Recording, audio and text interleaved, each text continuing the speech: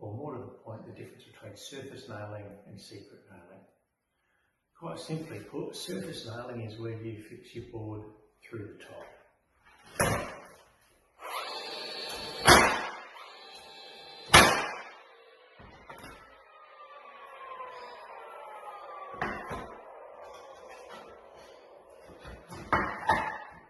Depending on the size of the nails you use, obviously you're going to have to patch the holes that are left from the nail. Whereas secret nailing is a method of fixing where the nail fixing is concealed, that's a secret nailing. So how do you do that?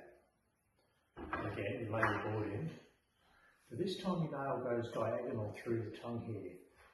The first board holds it, and then holds this end, and then your nail holds that end. So something like this.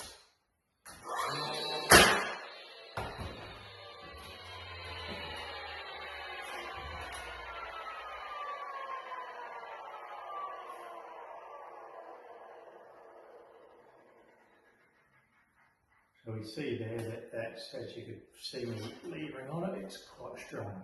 And we'll do another one.